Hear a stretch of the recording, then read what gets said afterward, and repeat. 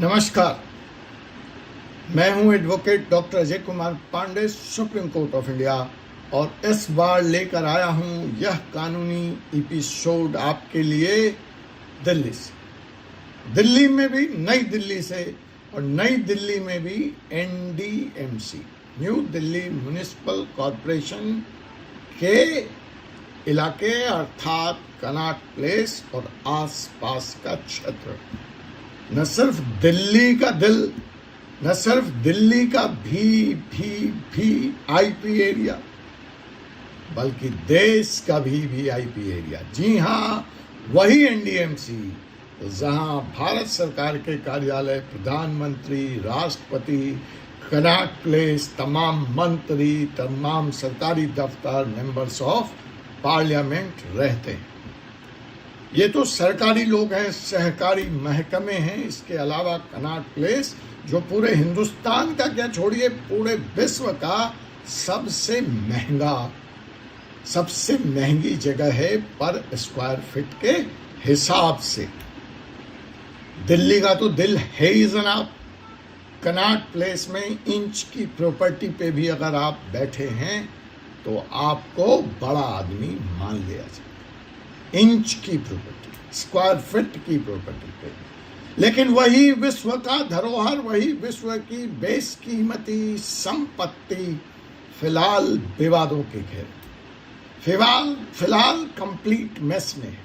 और देखिए, इसको आप केजरीवाल से जोड़ के मत चलिए। दिल्ली तो मेस में है केजरीवाल के कारण, ऐसा माना जाता है। दिल्ली में ऐसा लोग कहते हैं, और जनता ने भी ऐसा ही मानकर केजरीवाल जी को बाहर का रास्ता दिखाया। ये एनडीएमसी तब भी केजरीवाल जी के अंदर नहीं थी, और आज भाजपा की सरकार आ जाने के बाद भी यह भाजपा सरकार के अंदर नहीं। फिर भी यह सेंट्रली एडमिनिस्ट्रेटेड जोन है, स्वतंत्र निकाय है। इसका अपना बोर्ड है, इसके अपने चेयरमैन हैं, इसके अपने कानून हैं, लेकिन यह मेस में है।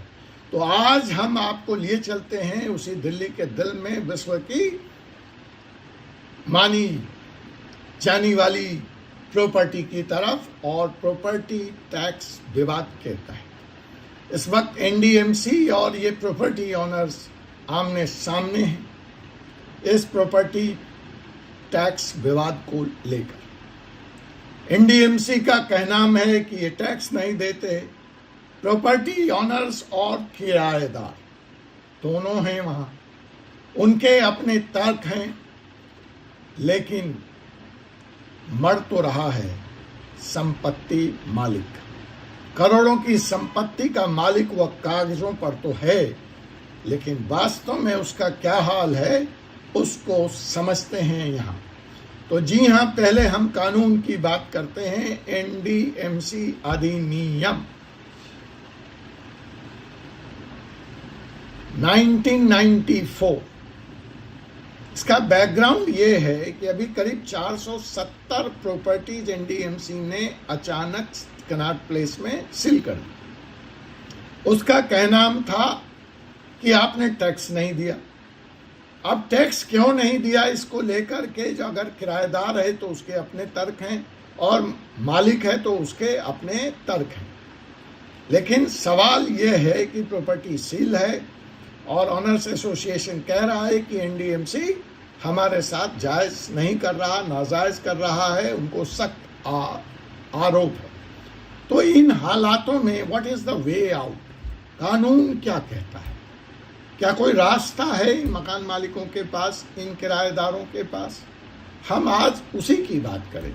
विवाद इज तो वेल नोन, ठीक है। तो एनडीएमसी अधिनियम 1994, अगर आपके ऊपर जो टैक्स इम्पोज किया गया है, जो टैक्स लगाया गया है, जो डिमांड ली गई है, आपको लगता है कि you are not okay with it, it's not a legal step, तो आप अपील के लिए जा सकते हैं इस कानून के तहत। धारा 116 ऑफ एनडीएमसी एक्ट किसी भी कर को चुनौती देने का आपको अधिकार देता है, और यह अपील दिल्ली के डिस्ट्रिक्ट जज के कोर्ट में दायर हो सकती है। लेकिन इसकी कुछ शर्तें हैं। शर्त नंबर 1, जिस दिन आपको टैक्स का डिमांड आया उसके 30 दिन के अंदर। शर्त नंबर 2, एनडीएमसी द्वारा जो टैक्स निर्धारित किया है उसको यह अदालत रद्द कर सकती है, संशोधित कर सकती है। और अगर न्यायाधीश को यह लगता है कि टैक्स कैलकुलेशन में, टैक्स निर्धारण में कोई गड़बड़ी है, तो वह एनडीएमसी को यह भी निर्देशित कर सकती है कि आप इसकी गणना, इसकी कैलकुलेशन फिर से करें। अब इसके लिए कार्रवाई करने के लिए भी कुछ टिप्स हैं। तो टैक्स नोटिस की कॉपी, भुगतान की रसीदें और आपत्ति का कारण लिखकर किसी वकील की सहायता से आप यह याचिका दायर कर सकते हैं। इसे दिल्ली की जिला न्यायालय में प्रस्तुत करें। सुनवाई के दरमियान अपने पक्ष में ठोस प्रमाण पेश करें, जैसे गलत कर निर्धारण, डबल टैक्सेशन या अनुचित कर मूल्यांकन। दूसरा रास्ता आपके लिए है, वो है रिट पिटीशन का, जो दिल्ली हाई कोर्ट में आप दायर कर सकते हैं। अगर एनडीएमसी आपके दावों को खारिज करती है, कर निर्धारण या संपत्ति मालिकों के शिकायतों की अनदेखी करती है और संविधान के अधिकारों का उल्लंघन करती है, तो दिल्ली उच्च न्यायालय में रिट पिटीशन भी आप दायर कर सकते हैं। यह याचिका किस बिंदुओं पर, किस ग्राउंड पर दायर हो सकती है? तो ground number 1, article 226 of the constitution of India, कि अगर एनडीएमसी की कार्रवाई मनमानी है, नेचुरल जस्टिस का उल्लंघन है, तो आप 226 के तहत हाई कोर्ट का दरवाजा खटखटा सकते हैं।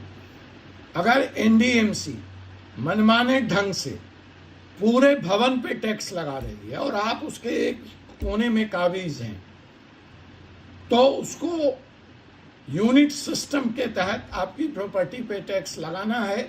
और अगर ऐसा वह नहीं कर रही तो यह 226 के तहत रिट पिटीशन का मामला बनता है। टैक्स का निर्धारण भी ट्रांसपेरेंट होना चाहिए, पारदर्शी होना चाहिए। अभी हमारे पास एक संपत्ति मालिक का फोन आया कि उनके कई आपत्तियों का, कई मेलों का एनडीएमसी कोई जवाब नहीं दे रही। तो साहब, आप रिट पिटीशन के लिए फिट केस है आपका, आप दरवाजा खटखटाइए। और इस तरह के गलत कैलकुलेशन से संपत्तियों का नुकसान हो रहा है, संपत्ति मालिकों का नुकसान हो रहा है। That could also be A ground. NDMC lease hold और फ्री होल्ड, लीज होल्ड को, ये बड़ी समस्या है पूरे इस इलाके में, फ्री होल्ड की अनुमति दे नहीं रहे। तो इस अनुचित देरी के लिए, दिस डिले, डिले के लिए भी आर्टिकल 226 पे हाई कोर्ट जाया जा सकता है।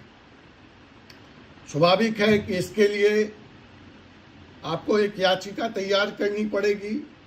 दिल्ली हाई कोर्ट में एनडीएमसी को पार्टी बनाकर इस मनमाने टैक्स निर्धारण की प्रक्रिया को चुनौती दी जा सकती है। सुनवाई के दरमियान कोर्ट से एनडीएमसी को उचित टैक्स प्रणाली लागू करने का आदेश देने की अपील की जा सकती है।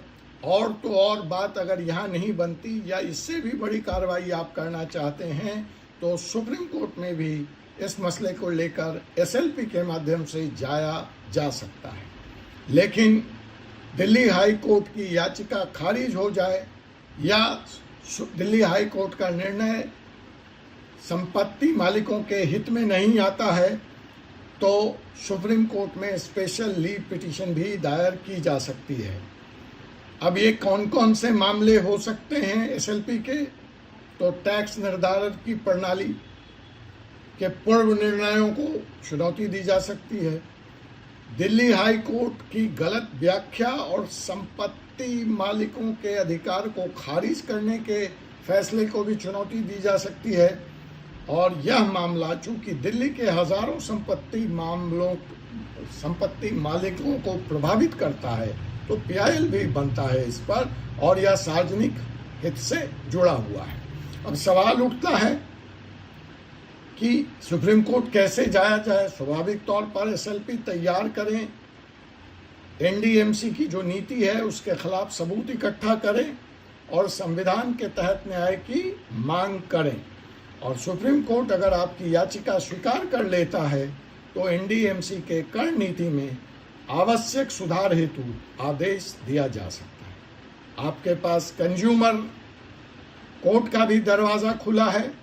अगर आपके साथ गलत बिलिंग हुई है, डबल टैक्सेशन हुआ है, अनुचित शुल्क लगाया गया है, तो आप उपभोक्ता संरक्षण अधिनियम 2019 के तहत उपभोक्ता फोरम में भी एनडीएमसी के इस आदेश को चुनौती दे सकते हैं। लेकिन एनडीएमसी के टैक्स निर्धारण, पेड टैक्स की रसीदें और शिकायतों को अनदेखी करने के सबूत इकट्ठे करने पड़ेंगे। कंज्यूमर फोरम या राष्ट्रीय उपभोक्ता विवाद निवारण आयोग NCDRC में फिर आप शिकायत कर सकते हैं और एनडीएमसी को अनुचित व्यापार व्यवहार, अनफेयर ट्रेड प्रैक्टिस के लिए जिम्मेदार ठहराने की अपील की जा सकती है। सरकारी अधिकारियों और लोकपाल के पास भी शिकायत आप दर्ज कर सकते हैं। अगर एनडीएमसी के अधिकारी आपके शिकायतों को अनसुना कर रहे हैं, आपके कर निर्धारण में अनियमितता कर रहे हैं, तो आप सतर्कता आयोग, विजिलेंस कमीशन और लोकपाल के पास भी शिकायत कर सकते हैं। इसकी कार्रवाई कैसे होगी? दस्तावेज तो हर जगह आपको तैयार करना पड़ेगा। एनडीएमसी के अध्यक्ष, दिल्ली के मुख्यमंत्री और केंद्रीय शहरी विकास मंत्रालय को आप लिखित में शिकायत भेजें और भ्रष्टाचार या अनियमितता है तो सीधे सतर्कता आयोग CVC या लोकपाल में शिकायत करें। लास्ट बट नॉट लीस्ट, आपका संघ है, बहुत एक्टिव है, आपकी लड़ाई लड़ रहा है, तो एनडीएमसी क्षेत्र के व्यापारी और संपत्ति मालिक इस संघ से भी जुड़कर अपनी कानूनी लड़ाई लड़ सकते हैं। संपत्ति संघों के माध्यम से, व्यापारी संगठन के माध्यम से आप एनडीएमसी पर दबाव बना सकते हैं और यूनिट एरिया मेथड लागू कराने की मांग कर सकते हैं। संपत्ति को, लीज होल्ड को जल्द से जल्द फ्री होल्ड की पॉलिसी लेकर आया जाए और फ्री होल्ड किया जाए, इसकी भी मांग कर सकते हैं। जो इस इलाके में सक्रिय संस्थाएं हैं, मैं किसी को रिकमेंड नहीं कर रहा, जो जानकारी मेरे पास है मैं वो शेयर कर रहा हूँ, निर्णय आपको लेना है।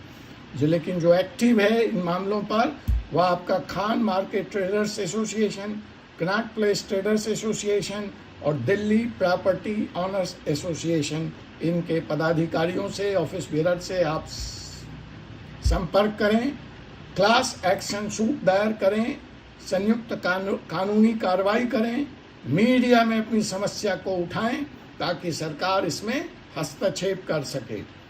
तो आपके पास संपत्ति मालिक एनडीएमसी के कई कानूनी विकल्प उपलब्ध हैं।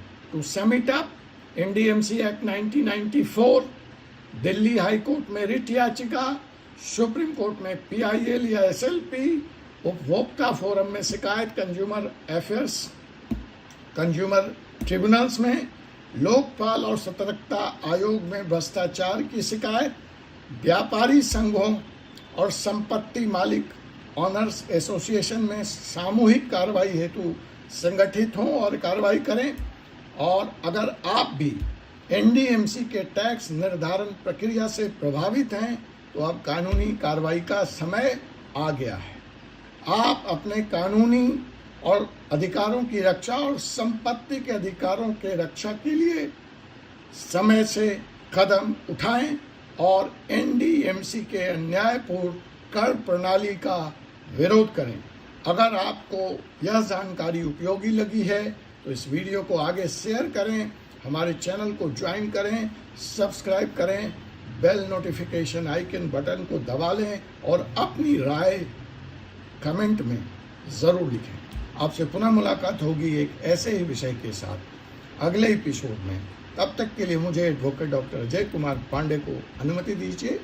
जय हिंद, जय भारत।